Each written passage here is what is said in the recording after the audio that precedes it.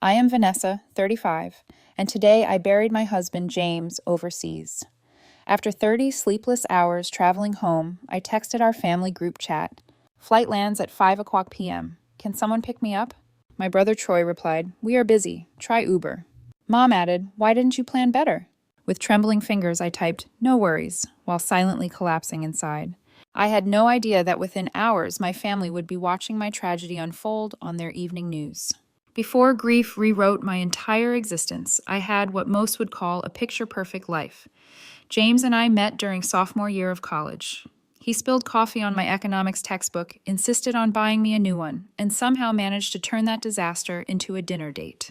We married after graduation and built a beautiful life together in Portland. I worked as a marketing director while James thrived as a software engineer. We had a cozy, two-story house with a garden I poured my heart into each spring. James always joked that my tomatoes could win state fair ribbons if I ever entered them. 10 years of marriage passed like a beautiful dream. We traveled whenever possible, had game nights with friends on Thursdays, and saved diligently for our future. James and I talked about starting a family soon. We had even converted the spare bedroom into a home office that could easily become a nursery when the time came.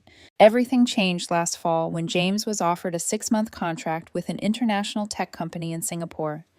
It was the opportunity of a lifetime, one that would advance his career tremendously and allow us to experience living abroad together. I arranged to work remotely for 3 months, planning to split our time between continents.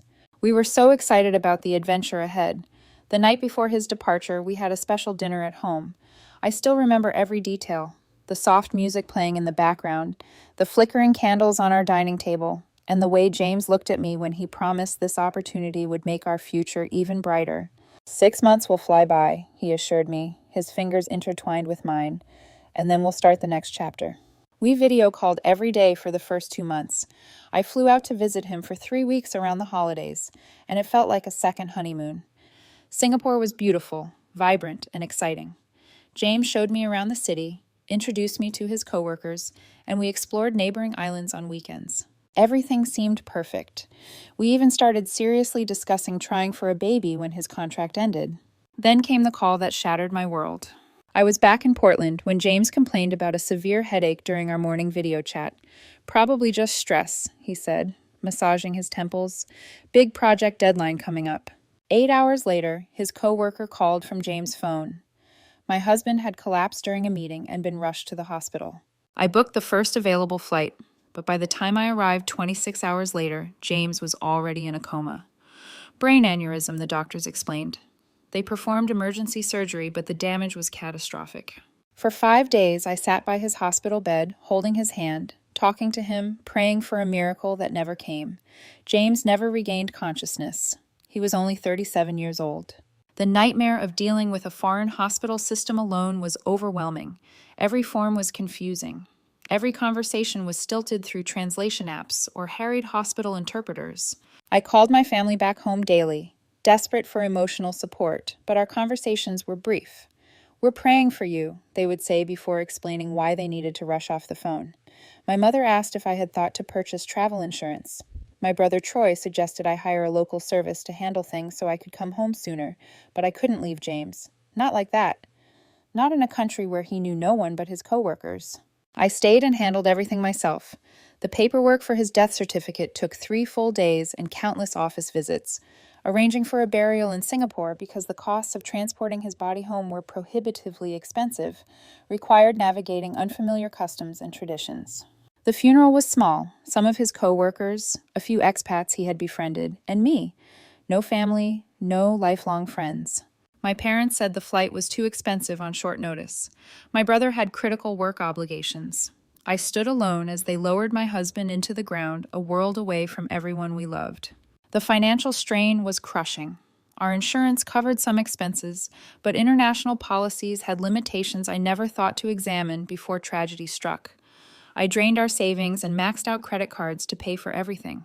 Through it all, I kept updating my family, hoping someone would offer more than just brief condolences or practical suggestions. Looking back, I shouldn't have been surprised by their response to my airport text. My family had always operated this way. When I graduated high school as valedictorian, my parents attended but left immediately after my speech to get my brother to his baseball game.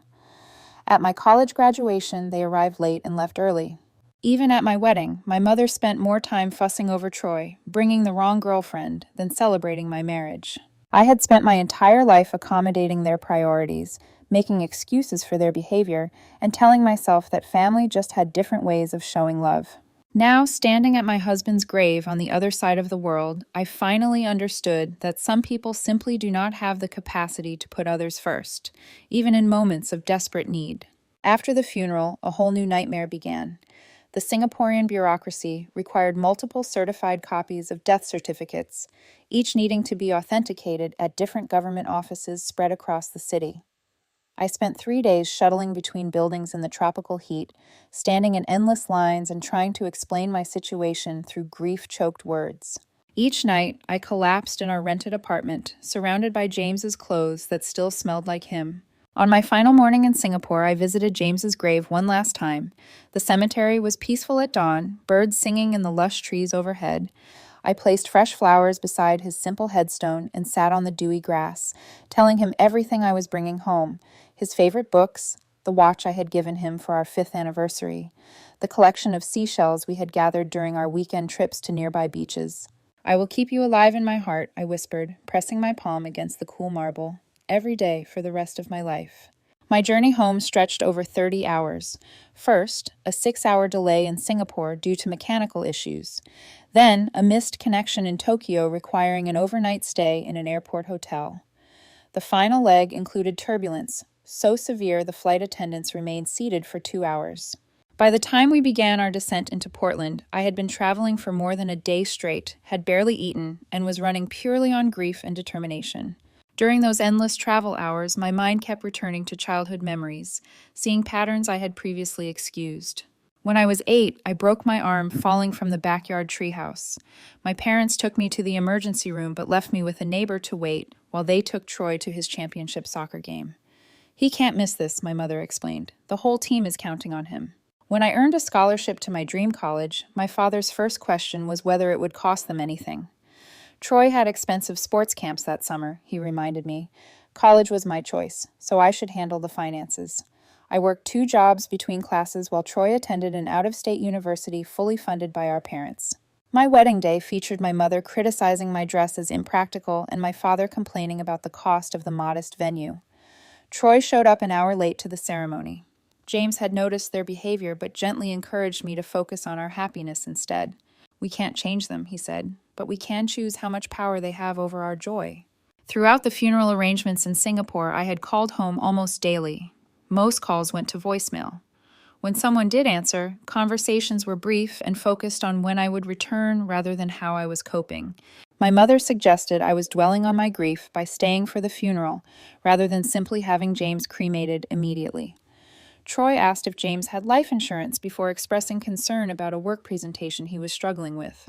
Despite this history, some irrational part of me believed that this tragedy, the absolute worst moment of my life, would finally elicit the compassion I had always craved from my family. Surely, they would recognize the magnitude of my loss and respond with the support I desperately needed.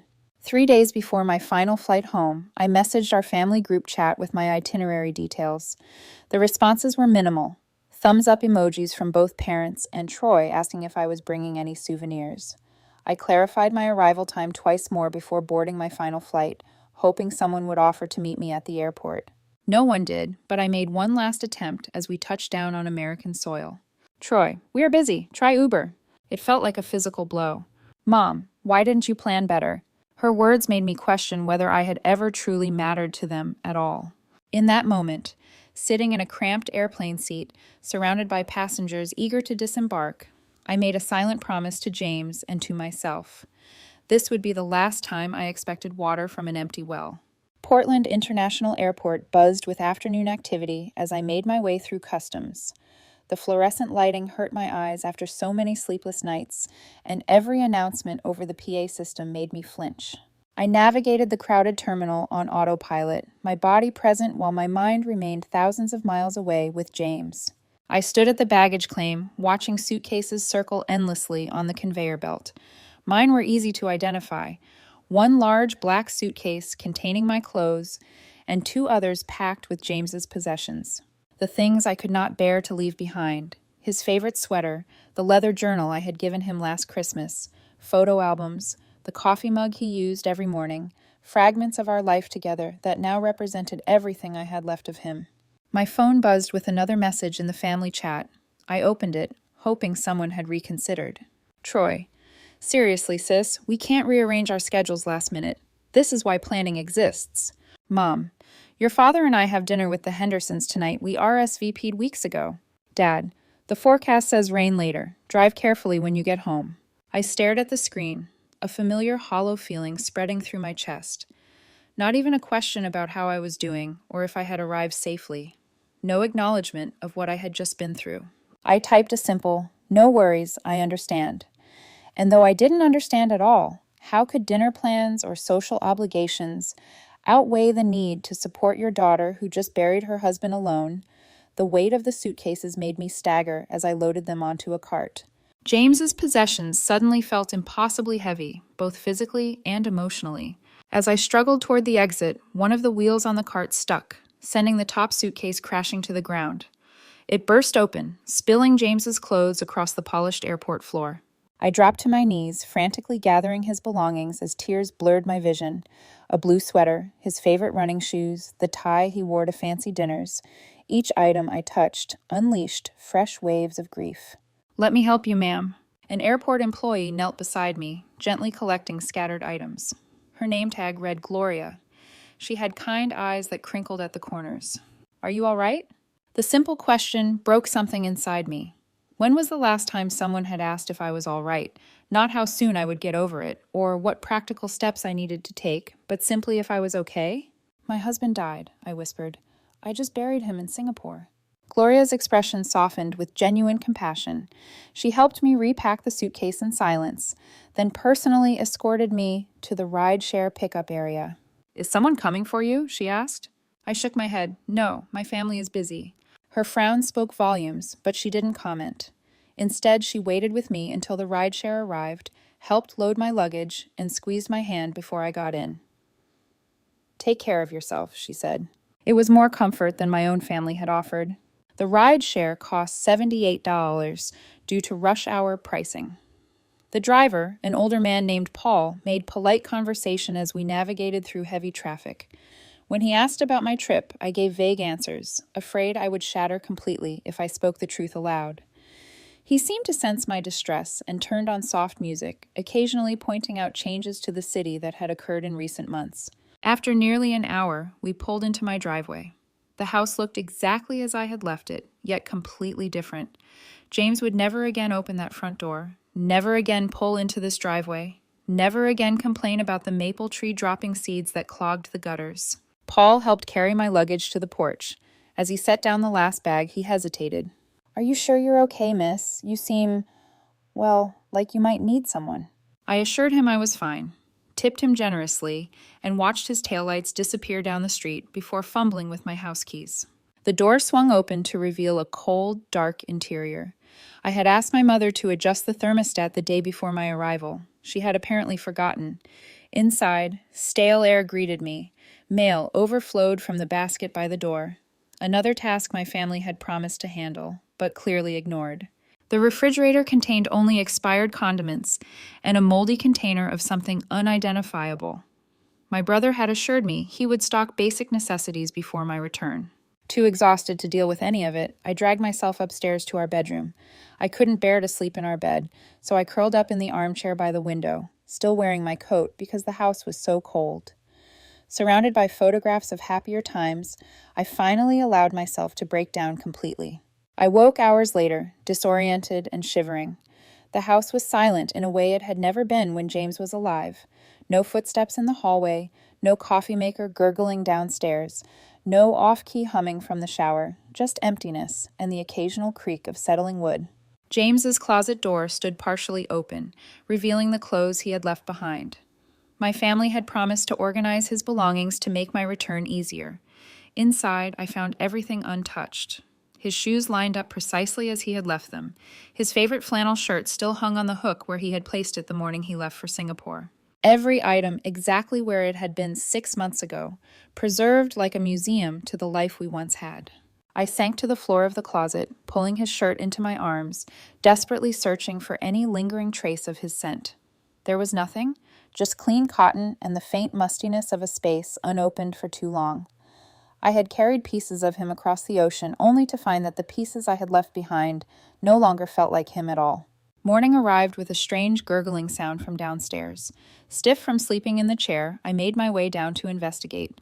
The noise grew louder as I approached the kitchen, and when I flipped on the light switch, I gasped in horror. Water poured from a large crack in the ceiling, cascading down the walls and pooling across the tile floor. The temperature in the house had dropped even further overnight, and I could see my breath clouding in front of my face. I splashed through 3 inches of ice-cold water to reach the utility closet where the main water shutoff valve was located. The metal wheel was so cold it burned my fingers as I struggled to turn it. After several attempts, the flow of water finally stopped, but the damage was already extensive. Water had seeped under the hardwood floors in the dining room, causing them to buckle and warp. The drywall in the kitchen sagged dangerously, and water dripped from light fixtures, creating a hazardous electrical situation. The pipe must have frozen and burst during the recent cold snap. If someone had maintained proper heating in the house as promised, this never would have happened. I stood in my waterlogged kitchen, staring at the destruction, feeling oddly detached. After everything else, this almost seemed comical. Of course, my homecoming would include a flooded house. Outside, the temperature was dropping rapidly as another winter storm approached. The local news had been warning about it for days, according to notifications on my phone. My family must have known about the forecast when they suggested I drive carefully. Yet no one had thought to ensure the house was properly winterized or heated. I called an emergency plumber only to be told they were backed up for days due to similar issues across the city. "We're looking at Tuesday at the earliest," the dispatcher explained apologetically. "The storm has everyone calling in with burst pipes." My next call was to my brother. Troy answered on the 4th ring, his voice distracted. "Hey, I can't really talk right now. Getting ready for that dinner with the Wilsons I mentioned." "The house is flooded," I said flatly. "A pipe burst. There's water everywhere and the plumber can't come until Tuesday." "That sucks," Troy replied, sounding more annoyed than concerned. "Did you try other plumbers? Maybe check Angie's list or something." "Troy, I just got back from burying my husband.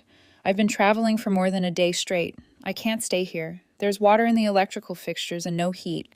Could I possibly stay with you until this gets sorted out?" The silence that followed told me everything before he even spoke.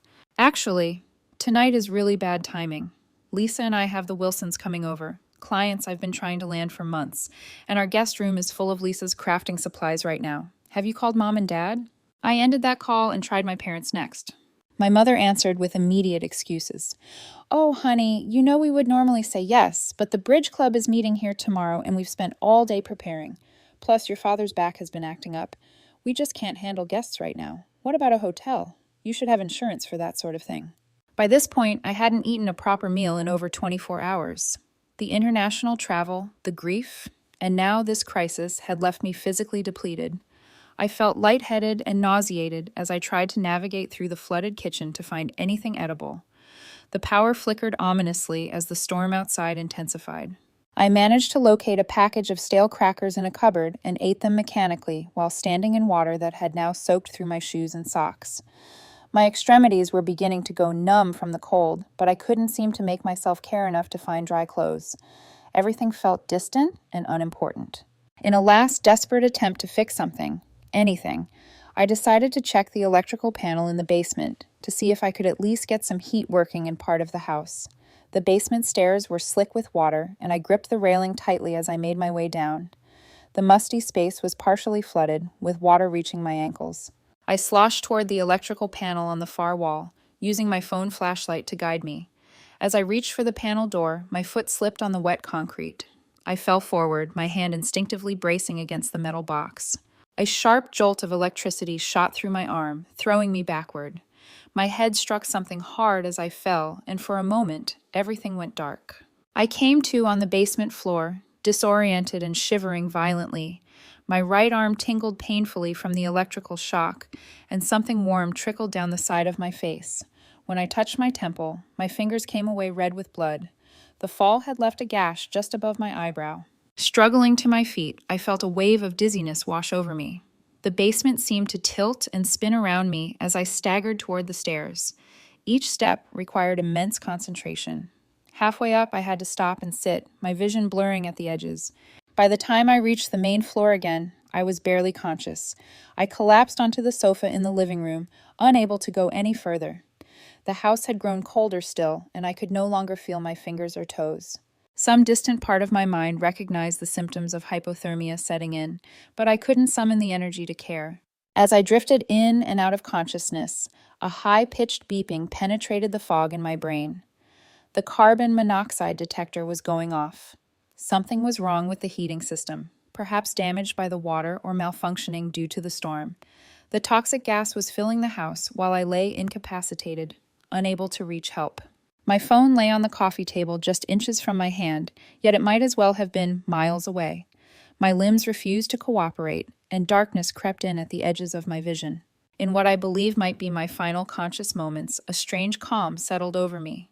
If this was how it ended, at least I would be with James again. At least the pain would stop. The last thing I remember before losing consciousness completely was the sound of someone pounding on the front door and a voice calling out. Then nothing but darkness.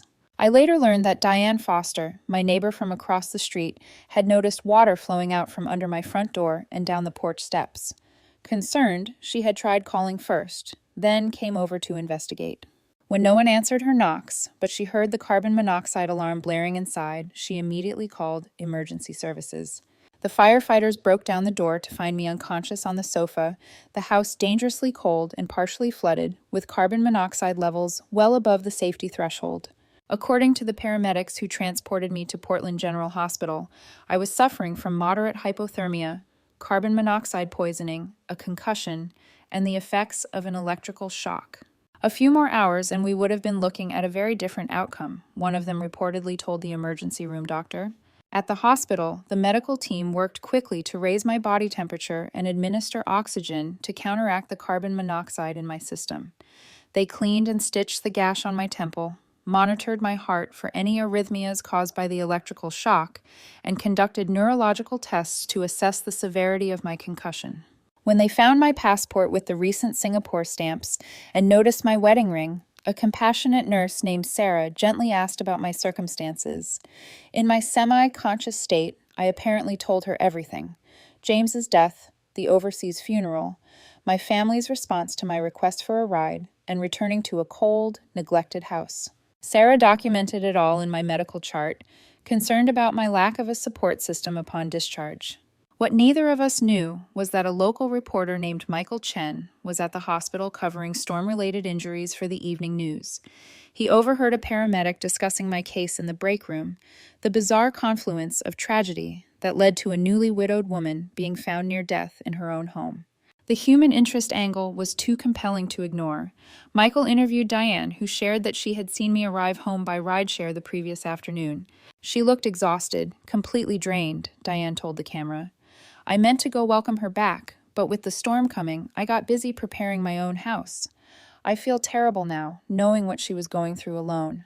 He also spoke with the paramedics who responded to the call. One of them, visibly moved by the situation, shared the text message exchange he had seen on my phone, which was still open to the family group chat when they found me. Here's someone who just lost her husband asking her family for a simple ride from the airport, and they basically told her to get an Uber. Then she comes home to a house no one has checked on. It's just heartbreaking. By evening, the story had made it to the local news. Local woman returns from husband's overseas funeral to near tragedy. The report detailed how I had buried my husband in Singapore, traveled over 30 hours to return home, been denied basic support from family members, and then nearly died due to a preventable household emergency. Social media amplified the story rapidly. Screenshots of the text exchange, shared by someone at the hospital, spread across local community groups and eventually reached wider platforms. The contrast between my simple request and my family's dismissive responses struck a chord with viewers. The hashtag #NoWorries began trending locally, with people sharing their own stories of family neglect during times of need. Local businesses responded with offers of assistance. A plumbing company volunteered to repair my pipes at no cost, a restoration service offered to handle the water damage, and a hotel chain provided a complimentary 2-week stay while repairs were completed. The community outpouring was overwhelming and unexpected. That evening, as the Tenhao News aired with footage of emergency vehicles outside my house, my family saw their private conversation broadcast for all to see. According to the night nurse, who was in my hospital room when they arrived, my brother Troy burst in first, his face ashen. "We just saw the news," he stammered. "They're making it sound like we abandoned you." My mother followed, already on the defensive. "This is a complete misrepresentation," she told the nurse before even acknowledging me. "We had no idea the house was in such condition. Vanessa knows we would have helped if we understood the situation." My father stood silently by the door, his expression unreadable. Only when the nurse stepped out did he approach my bed and ask quietly, "Are you going to be okay?" It was the first genuine question any of them had asked since James died. Within minutes of their arrival, my phone began ringing incessantly with calls from extended family and family friends who had seen the news report. My Aunt Susan called my mother directly, demanding to know why no one had gone to the airport. My father's boss texted to express concern and offer assistance. The family's carefully maintained image of loving support was crumbling under public scrutiny. As I drifted in and out of sleep, I could hear them in the hallway outside my room, arguing in hushed voices about how to fix the situation. Troy insisted they needed to get ahead of the story before it damaged his professional reputation. My mother worried about what her bridge club would think. My father suggested they simply move me to their house once I was discharged to show everyone they cared. Not once in their discussions did I hear genuine remorse or concern for my well-being. It was all about appearances, damage control, and their own discomfort. Even in this moment of crisis, they couldn't see beyond themselves. When the hospital social worker arrived to discuss my discharge plan, she brought news that the community support was continuing to grow. A local grief support group had reached out offering counseling services. A meal delivery service had donated 2 weeks of prepared foods. Several neighbors had volunteered to help with household tasks during my recovery. "You have options," the social worker assured me. "You don't have to go with your family if that's not what you want." It was the first time anyone had acknowledged that I had a choice, that I wasn't obligated to accept help wrapped in obligation and self-interest simply because it came from blood relatives. As my family hovered anxiously, waiting to implement their damage control plan, I closed my eyes and thought of James. He had always encouraged me to stand up for myself with my family. "Your worth is not determined by their ability to see it," he would say. Now, lying in a hospital bed after nearly dying alone in our home, I finally understood what he meant. By morning, my condition had stabilized enough for longer periods of consciousness. The hospital room felt crowded with my family's presence. They had taken shifts through the night, ensuring someone was always visible by my bedside, particularly when hospital staff entered the room. The performance was flawless, yet utterly hollow. Troy sat scrolling through his phone, occasionally glancing up to ask if I needed anything, then returning to what appeared to be social media damage control. My mother arranged and rearranged the few items on my bedside table, filling the silence with comments about how the situation had been blown completely out of proportion. My father stood by the window, periodically sighing and checking his watch. When Dr. Reynolds entered to discuss my condition and discharge plan, my mother immediately transformed, her voice softening as she touched my arm. "We are just so grateful she's all right. We'll be taking her home with us. Of course, our family sticks together during difficult times." The doctor nodded professionally while reviewing my chart. "Mrs. Henderson has experienced significant trauma, both physical and emotional. Her recovery will require rest, proper nutrition, warm surroundings, and minimal stress." He looked directly at me, not my mother, as he spoke. "What support system do you have in place, Vanessa?" Before I could answer, Troy jumped in. "She has us. We're her family. There was just a misunderstanding about her arrival time yesterday, which the media has completely distorted." Dr. Reynolds maintained his professional demeanor. "I see. And will someone be available to stay with her continuously for the next 48 hours? The concussion requires monitoring, and she should not be left alone." "Of course," my mother replied smoothly. "We've already prepared the guest room. I can rearrange my schedule to be home." A nurse named Jessica entered with my medication and a breakfast tray. She had been caring for me since early morning and had witnessed my family's behavior shift whenever medical staff entered. As she checked my vitals, she quietly asked, "Are you comfortable with this plan, Vanessa? Because there are alternatives if you need them." My mother stiffened. Alternatives? She's coming home with her family where she belongs. Jessica met my eyes steadily, ignoring my mother's interjection. "The choice is yours," she said simply. In that moment, something shifted inside me. The choice was mine. Not what would make my family look good, not what would preserve their social standing, but what I actually needed. I took a deep breath. "I would like to hear about the alternatives," I said, my voice stronger than it had been in weeks. The room fell silent. Troy stopped typing mid-text. My mother's mouth opened and closed without sound. My father turned from the window with a frown. "Vanessa," my mother finally managed, "you can't be serious. After everything we've done, what exactly have you done?" The question escaped before I could reconsider, but once spoken, I couldn't take it back, nor did I want to. "When James was dying, you were too busy to come. When I buried him alone, you said flights were too expensive. When I needed a ride from the airport after 30 hours of travel, you suggested Uber. When I called about the burst pipe, you prioritized bridge club and business dinners." My voice remained calm, factual, rather than accusatory. "So, please tell me what you have done that entitles you to control my recovery now that people are watching." Troy stood abruptly. "That's completely unfair. We didn't know how serious—" "You didn't ask," I interrupted. "Not once did any of you ask how I was really doing. Not once did you offer genuine help without excuses attached. You didn't need to see me on the news to know I was grieving and alone. You chose not to see it." My mother's face flushed with indignation. "We have always supported you, Vanessa. Perhaps not in the exact way you wanted, but families can't drop everything for every crisis. Your expectations are simply unrealistic." "Needing a ride from the airport after burying my husband is an unrealistic expectation?" I asked quietly. Hoping someone might have checked that the heat was working in my house during winter was asking too much. "We're busy people," Troy insisted. "We can't be expected to remember every little detail." "Every little detail," I repeated, letting the words hang in the air. "Like whether your newly widowed sister might freeze to death in her own home." My father finally spoke, his voice subdued. "Vanessa, we understand you're upset. Grief can make people say things they don't mean. When you're thinking more clearly—" "I'm thinking more clearly than I have in years," I interrupted. "For the first time, I see our family dynamic without making excuses for it. I see that I have spent my entire life accepting scraps of attention and convincing myself it was a feast." Jessica had remained in the room quietly arranging my medication. Her presence somehow gave me strength to continue.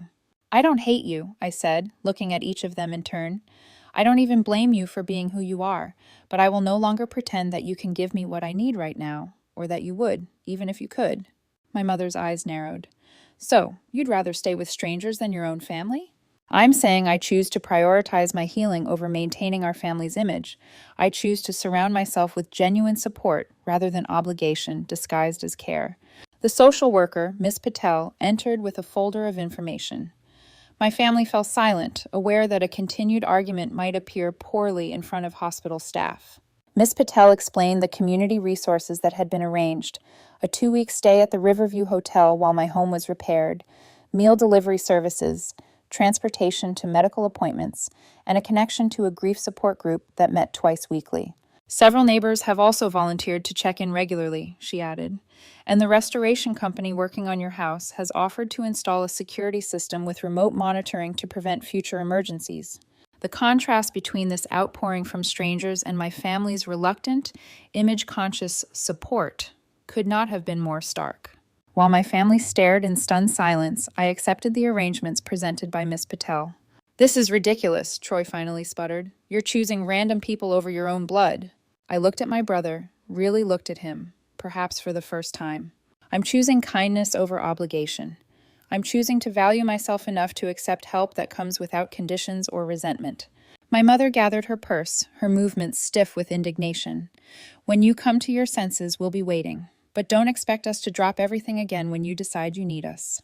"That's exactly my point," I replied softly. "I never could expect that, and now I no longer will." As they filed out of the room, my father lingered briefly at the door. For a moment, I thought he might say something meaningful, something that acknowledged the truth of what had happened. Instead, he simply nodded once before following my mother and brother. Jessica approached my bedside after they left. That took incredible courage, she said, adjusting my pillows. Setting boundaries with family is one of the hardest things to do, especially when you're vulnerable. It doesn't feel like courage, I admitted. It feels like giving up. You're not giving up, she corrected gently. You're giving yourself permission to heal without carrying their emotional baggage, too. There's a big difference. That afternoon, representatives from the various community services came to coordinate my discharge plan. The hotel manager assured me that everything was prepared for my arrival. The restoration company showed me photos of the initial work they had done to prevent further damage to my home. The meal service coordinator discussed dietary preferences and delivery schedules. Each interaction reinforced what Jessica had said. This wasn't about rejecting family. It was about accepting genuine support without having to earn it or apologize for needing it. It was about recognizing that sometimes the family we are born into cannot provide what we need, and that is not a failure on our part. By evening, I was settled in a comfortable suite at the Riverview Hotel, overlooking the river that gave the city its name. The room was warm, the bed soft, and the refrigerator had been stocked with simple, nourishing foods. On the desk sat a potted plant with a card signed by the hospital staff who had cared for me. For the first time since James died, I felt something besides grief and abandonment. It wasn't happiness, that still seemed impossibly distant, but perhaps it was the first fragile seedling of peace. I had stood in my truth, honored my needs, and discovered that there was kindness in the world beyond the narrow confines of familial obligation. As I watched the sun set over the river, I whispered to James as if he could hear me, "I think you would be proud of me today." I could almost hear his reply, "I have always been proud of you. It was yourself you needed to make proud." 3 months passed in a blur of slow, steady healing. My physical recovery progressed more quickly than expected. The concussion symptoms faded after several weeks of rest. The electrical burn on my hand left only a faint mark that the doctor assured me would eventually disappear completely. The gash on my temple healed into a thin silver line, partly hidden by my hairline. The emotional healing proved more challenging, but equally possible. With the help of the grief support group that met in a cozy community center every Tuesday and Thursday, I began to process not only the loss of James, but also the complicated feelings surrounding my family relationships. The group facilitator, Eleanor, had a gentle way of asking questions that helped me see patterns without judgment. "Grief has a way of clarifying what truly matters," Eleanor often said. "It strips away pretense and forces us to confront truth, both beautiful and painful." My house's transformation mirrored my internal one. The restoration company not only repaired the water damage, but made improvements I had never considered. They installed a smart thermostat that I could monitor remotely, replaced the aging water heater with an energy-efficient model, and reinforced the plumbing system against future freezing. What began as destruction became an opportunity for renewal. Throughout this process, neighbors I barely knew before became regular fixtures in my life.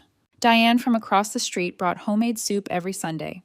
Robert and Thomas from 2 doors down helped reinstall my garden beds when the yard work was completed. Maria, a retired teacher from the end of the block, simply sat with me on difficult days when words were unnecessary, but presence was essential. My family maintained a careful distance. Occasional text messages arrived, superficially pleasant, but lacking any acknowledgement of our hospital room confrontation. My mother sent a generic thinking of you card signed by all 3 of them. Troy called once, ostensibly to check on me, but really to mention that his clients had seen the news story and he wanted to clarify any misconceptions. My father sent an email with links to home insurance information, his only concession that anything significant had happened. I responded politely but briefly to each contact, no longer expecting deeper connection or understanding. The boundary I had established in the hospital remained firm, not as punishment, but as protection for my healing heart. I could not afford to deplete my limited emotional resources on relationships that consistently took more than they gave. 6 months after James's death, I established the James Henderson Memorial Scholarship for International Education at our alma mater. Using the life insurance funds that had finally been processed, I created an endowment that would help students study abroad with emergency support systems in place. The scholarship specifically covered emergency travel for family members and contingency funds for unexpected situations, exactly what I had lacked when crisis struck halfway around the world. Working on the scholarship details gave me purpose during the darkest hours of grief.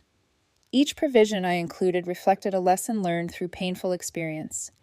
Each safeguard represented a hardship that future students and their families might be spared. James had always valued education and opportunity. This felt like the perfect way to honor his memory while transforming my pain into something meaningful. On what would have been our 11th anniversary, I hosted a small gathering at my rebuilt home to announce the scholarship's first recipient.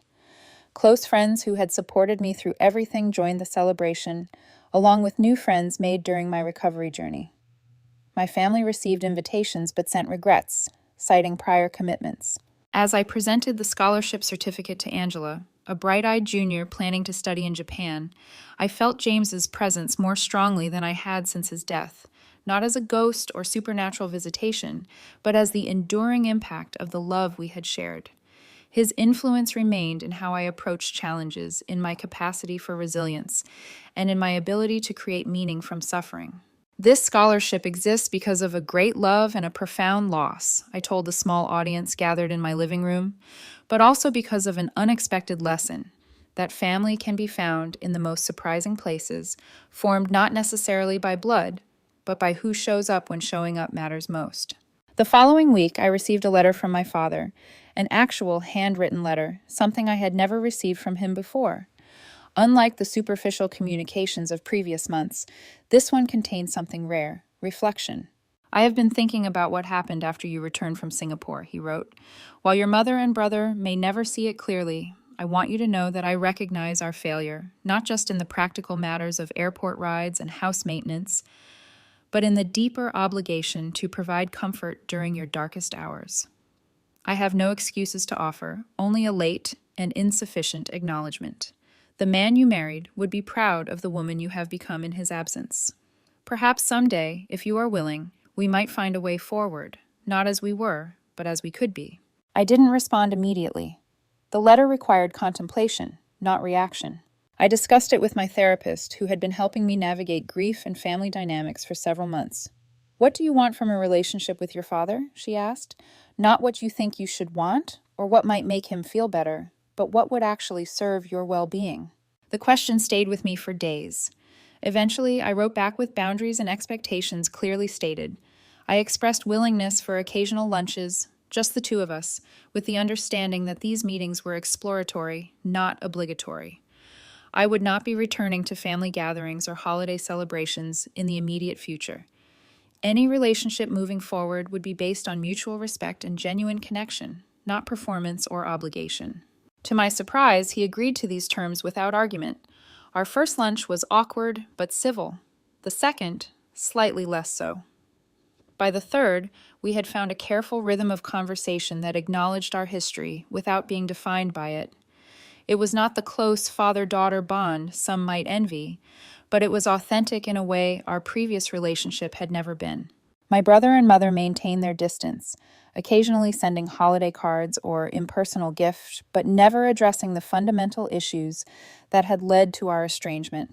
I accepted this as their choice and focused my energy on relationships that nourished rather than depleted me. A year after James's death, I stood alone at the airport waiting for a flight that would take me back to Singapore to visit his grave on the anniversary.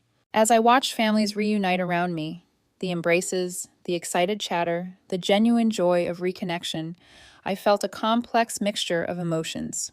There was still sadness for what my own family could not provide, but no longer the desperate longing of before. I had learned that family could be created and chosen, that support could come from unexpected sources, that boundaries were not walls, but healthy filters that allowed the good in while keeping harm at bay. Most importantly, I had learned that my worth was not determined by others' ability to recognize it. As I boarded the plane, I thought about how differently this journey felt from my return trip a year ago. Then, I had been broken by grief and abandonment, desperate for connection and support that never came. Now, I carried within me a community of care that existed regardless of physical proximity, people who had shown up when it mattered most, and who continued to show up day after day in ways both large and small. The greatest lesson from that terrible homecoming was not about my family's failures or the painful consequences that followed.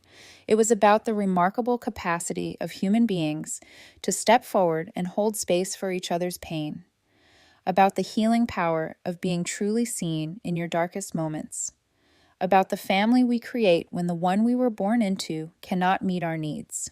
If you have ever felt abandoned when you needed support most, please know that you are not alone. Your worth is not determined by others' capacity to recognize it.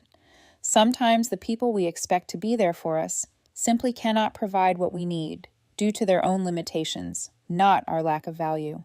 The challenge is to remain open to unexpected sources of care and connection, even when previous experience makes that openness feel dangerous. What unexpected sources of support have you discovered during difficult times? Have you ever been surprised by kindness from strangers when those closest to you could not provide what you needed? Share your experiences in the comments below. And if this story resonated with you, please like, subscribe, and share to help others who might be feeling alone in their struggles. Remember that your story matters, your boundaries are valid, and healing is always possible, sometimes in ways we never could have imagined. Thank you for being part of this journey with me.